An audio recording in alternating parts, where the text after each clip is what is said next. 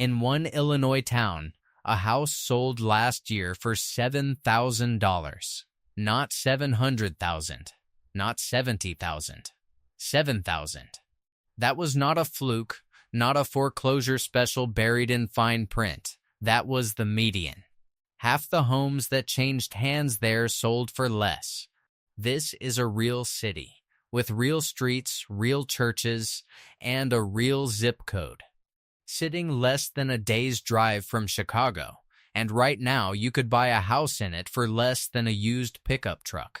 Illinois, home to one of the great cities in the world, is also home to towns so hollowed out that a home changes hands for the price of a decent laptop.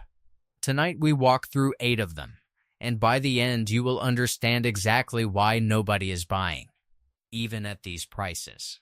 Before we go any further, if you have ever driven through a town like this and wondered what happened to it, you are exactly who this channel is for. So consider subscribing and drop a comment telling me which state or country you are watching from tonight. I read every one. Now, let's start at the bottom of the map, at the place where 2 of America's great rivers meet. Picture standing on the levee at the very bottom of Illinois, with 2 enormous rivers rolling past on either side of you, close enough that you could throw a stone into each one without moving your feet. That is Cairo, Illinois, sitting at the southernmost tip of the state, wedged onto a narrow spit of land where the Mississippi and Ohio rivers converge. Levees wrap the town on every side. Because Cairo sits lower than both rivers beside it, a city built inside a bathtub with the drain plug held shut by engineering alone. It was founded on that exact geography.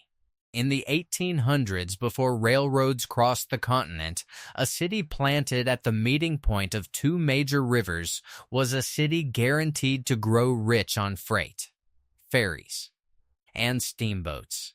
Cairo did grow rich, and by 1920 its population had climbed past 15,000 people, with grand Victorian homes, a bustling downtown, and a reputation as a gateway to the South.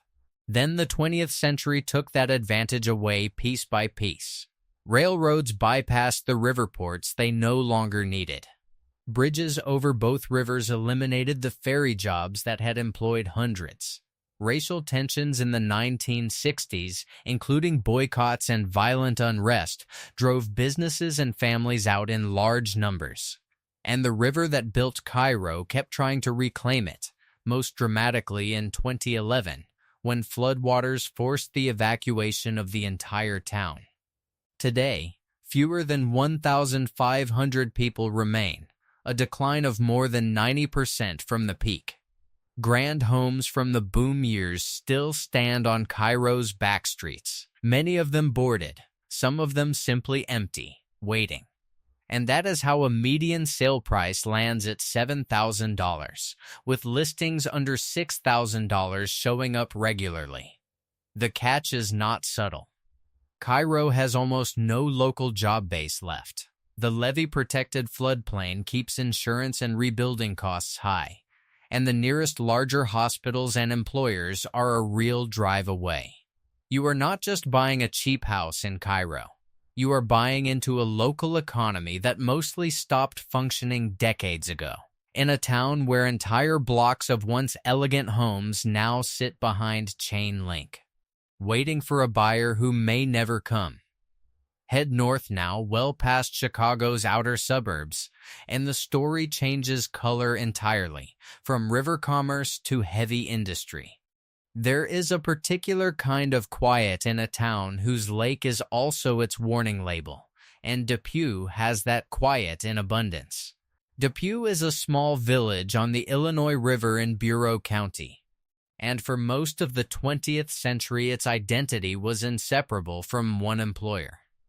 In 1905, a zinc processing plant opened here, drawn by nearby coalfields and a trained workforce from the region's mining towns. New Jersey Zinc eventually took over the operation, and for 85 years the smelter was Depue's economic heartbeat, the reason families stayed for generations. Then, in 1990, the plant shut its doors for good. What it left behind was not just an empty payroll. Decades of smelting and fertilizer production had contaminated the site and the adjacent lake with zinc, lead, arsenic, and other heavy metals, at levels serious enough that the federal government declared Depue a Superfund site in 1999. More than 2 decades later, cleanup is still incomplete, still tangled in negotiations between the responsible companies and state regulators. Average single-family homes in Depue now value somewhere between roughly $31,000 and $36,500, according to housing researchers who have studied the village, a fraction of the statewide average. The catch here is written directly into the ground. Buyers are not just weighing job scarcity, though that is real too. They are weighing a documented history of soil and water contamination in a town where the lake itself carries the name of the pollution. Some residents describe staying not because they cannot imagine leaving, but because the collapsed property values made leaving without a serious financial loss nearly impossible. Community organizers here have spent decades pushing the responsible companies and state regulators for a full cleanup, and residents who remain often speak with real affection for the lake and the small-town rhythm of the place, even as they wait for a promise made a generation ago to finally be kept.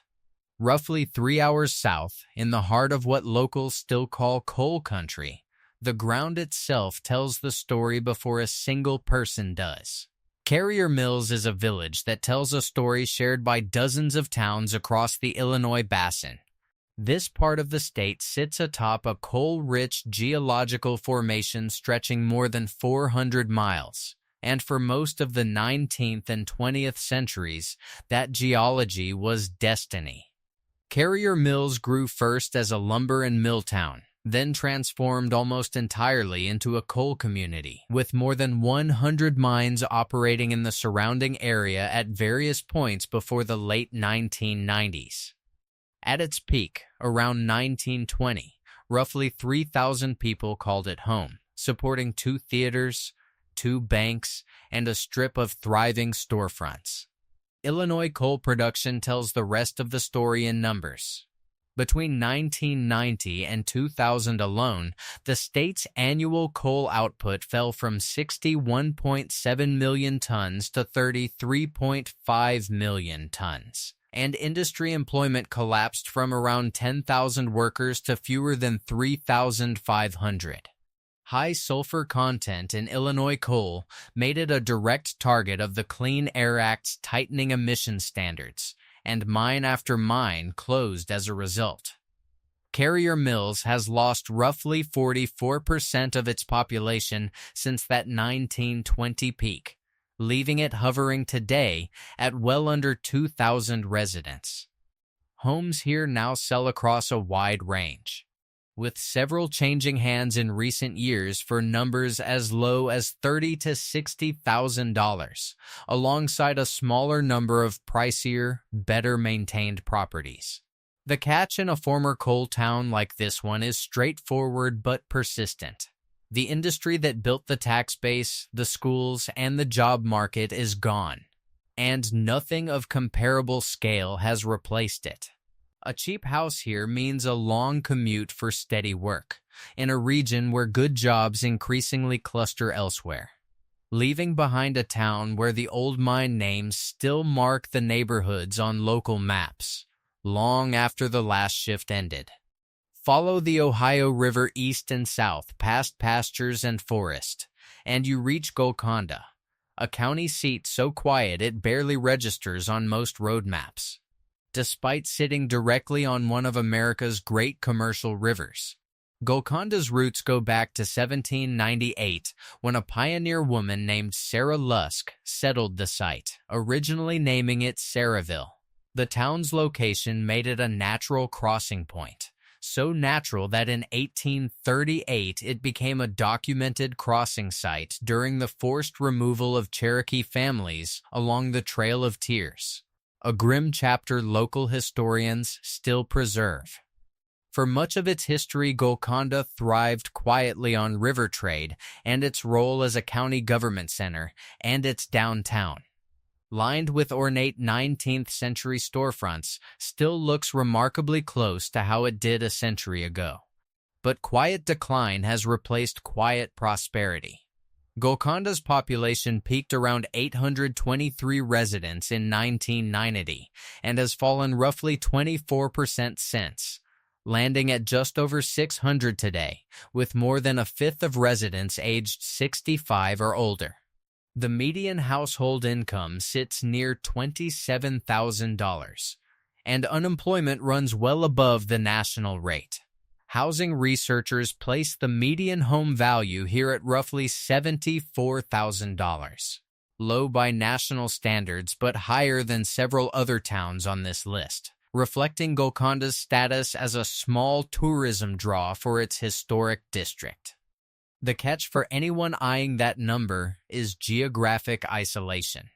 Golconda sits well off any interstate. Hospitals and major employers are a substantial drive away, and the same remoteness that preserved its 19th century charm has also starved it of the jobs and services a younger population needs to stay. Golconda has effectively become a town that survives on memory and tourism. Its historic storefronts open more for visitors passing through the Shawnee National Forest than for daily commerce among its own residents. Now, if you have made it this far, you already know this channel is not really about real estate. It is about what happens to a place, and the people who stay after the reason for its existence disappears. If that kind of story pulls you in the way it pulls me in, the subscribe button is right there, and I promise the next town only gets stranger. Not every Illinois town on this list simply faded. Some were forcibly rewritten by a single catastrophic event, and the story of Shawneetown is the clearest example in the entire state.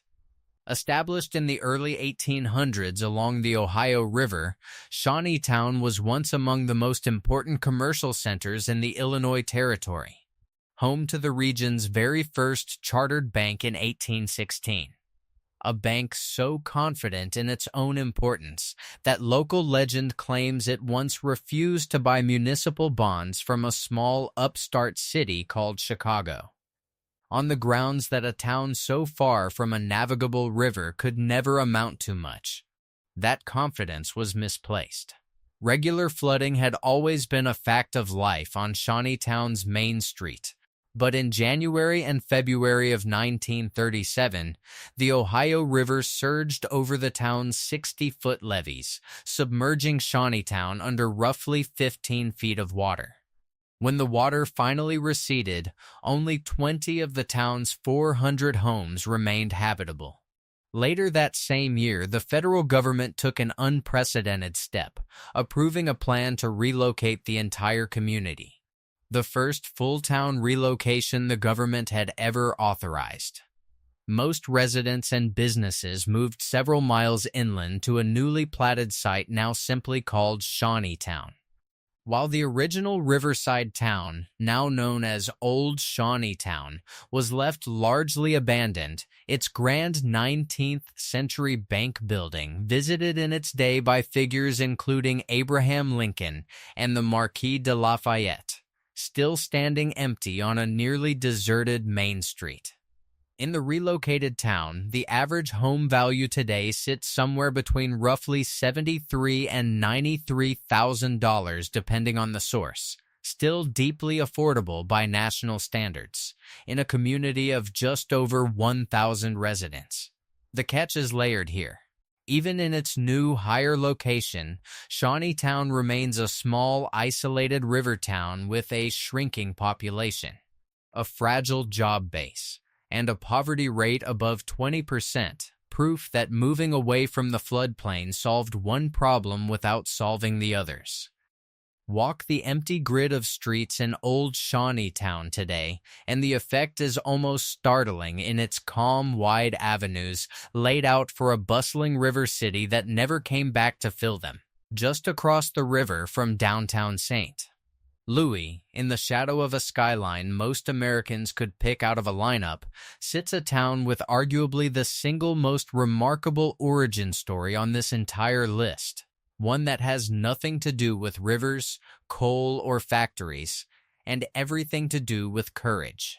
Brooklyn, Illinois is widely recognized as the oldest majority black incorporated town in the United States. According to oral history passed down through generations, a free black woman named Priscilla Baltimore led 11 black families. Some of them escaped from slavery across the Mississippi River into Illinois around 1829, founding a settlement that became a documented stop on the Underground Railroad. Brooklyn was officially incorporated in 1873, and its motto, "Founded by chance, sustained by courage," still hangs over the town today. At its peak in the mid-20th century, Brooklyn was home to more than 2,500 people, many of them commuting to jobs in the factories and rail yards of nearby East St. Louis. That proximity, which once meant opportunity, gradually became a trap. As East St. Louis industrialized and then deindustrialized, Brooklyn's own commercial district withered, and railroad companies expanding their operations bought up large stretches of the town's already small footprint. A pattern that continues today, with roughly 60% of Brooklyn's total acreage now owned by railroad interests.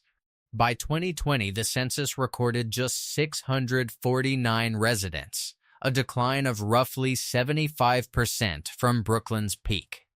In 2023, the preservation group Landmarks Illinois placed Brooklyn on its list of the state's most endangered historic places, warning that the very legacy that makes this town historically significant is now at risk of disappearing along with its population. Housing here consists mostly of modest single-family homes, some well-kept, many showing serious deferred maintenance, mixed with vacant lots where houses once stood. The catch for Brooklyn is unusually complicated. Beyond the standard problems of a shrinking tax base and limited local employment, Brooklyn has also dealt with well-documented local government scandals over the decades and its immediate surroundings, along the edge of East St. Louis, carry a reputation that keeps many outside buyers away regardless of price. Yet a genuine, organized preservation effort is underway here, backed by historians and archaeologists working to secure the town's place on the National Register of Historic Places, which makes Brooklyn one of the rare towns on this list where the ending has not been written yet. Local historians and residents describe a real, if fragile, sense of pride here, a community that knows exactly what it represents in the larger story of the country, even as its own physical footprint keeps shrinking around it. Back down along the Mississippi now, tucked into the river's wide, fertile floodplain in Jackson County, sits Gorham, a village whose entire history seems to unfold under the same gray sky. A village so small that most Illinois residents have never heard its name, and so unlucky that the ones who have usually know it for one specific date.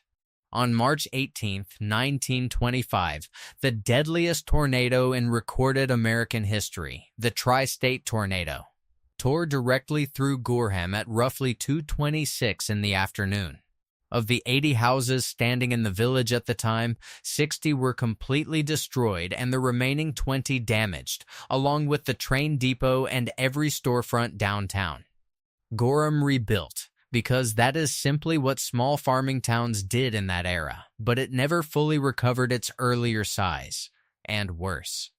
Its location in the lowest, most fertile part of the Mississippi floodplain, an area locals still call simply the Bottoms, has kept it vulnerable ever since. The catastrophic Great Flood of 1993 threatened the village directly, as did another major flood on New Year's Day of 2016. Today, Gorham's population sits at just 173 people. And the pattern here is one of the starkest examples of overlapping disaster risk anywhere in this state. A single small village sitting simultaneously in Tornado Alley and inside one of the most flood-prone stretches of the Mississippi River. Detailed sale data is scarce, simply because so few homes here ever change hands. But nearby comparable river-bottom villages in this same flood-prone stretch of Jackson County post some of the lowest home values in southern Illinois. The catch in a town like Gorham is layered directly into the land itself. This is not a case of one closed factory or one lost industry. It is a floodplain that will flood again. In a tornado corridor that has already produced the worst single tornado event in the nation's recorded history. And anyone buying here is buying into that geography permanently. In a village where the modern homes you do see were, more often than not, quite literally rebuilt from the ground up after the last disaster. We end where Illinois itself effectively began. On a sliver of land that today holds fewer people than a single suburban cul-de-sac, and honestly, of every county record I have read for this channel, this is the one that made me stop and reread it twice. Kaskaskia was founded by French settlers in the early 1700s along the Mississippi River, and it grew into such a significant hub of trade and governance that when Illinois became a state in 1818, Kaskaskia was named its very first capital. Wealthy merchants and politicians built impressive homes here. And for a brief window, this small river town stood at the political center of a rapidly expanding frontier. The capital moved to Vandalia the following year, but Kaskaskia remained a working river community for decades afterward. Then, the Mississippi itself turned against it, beginning with major flooding in 1844. And culminating in a dramatic channel shift during an 1881 flood, the river literally changed course, cutting Kaskaskia off from the rest of Illinois and stranding it on what is now technically the western Missouri side of the river, an island connected back to its home state only by a single bridge. The town was partially rebuilt nearby, but repeated flooding continued to threaten it for the next century. Today, fewer than 25 people live in Kaskaskia, making it, by a wide margin, the smallest incorporated municipality in the entire state of Illinois. A 67-acre farming village where the state's political history began, and where, geographically speaking, the state technically no longer fully connects.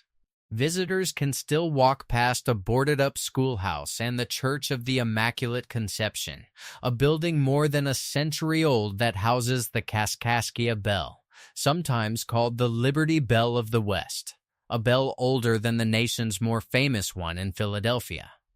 Real estate transactions here are essentially non-existent in any conventional sense, because there is barely a town left to transact in, just scattered farmland, a handful of homes, and layers of history most of the state has forgotten. If Cairo shows you a town emptied by a changing economy, Kaskaskia shows you something rarer, a town erased not by people leaving, but by the very ground and river beneath it deciding to leave first. Stand on that riverbank today, and you are standing in the place where Illinois government was born.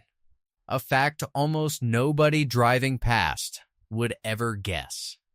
8 towns, 8 different reasons, and yet, when you lay their county records side by side the way I have over these past weeks, the pattern underneath all of them looks remarkably similar.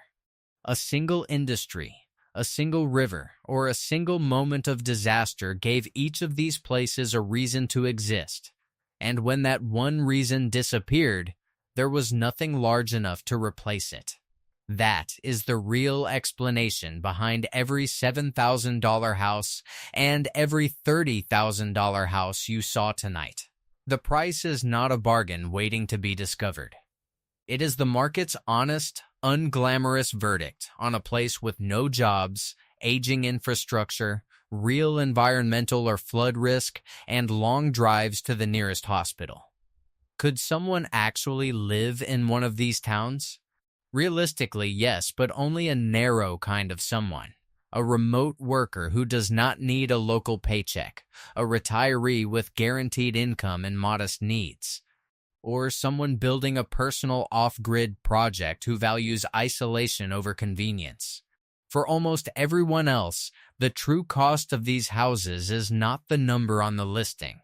It is everything the town can no longer offer around it. The job that closed, the hospital that is now an hour away, the school that consolidated with the next county over, the neighbors who left and never came back. I will leave you with the question I keep turning over myself. Is a town like this a tragedy to be mourned, or a kind of honest freedom for the people who choose to stay anyway? Tell me what you think in the comments, because I genuinely want to know. And if forgotten places like these interest you as much as they interest me, there are more of them waiting, in states you would never expect. This video is for informational and historical purposes only and is not financial or investment advice.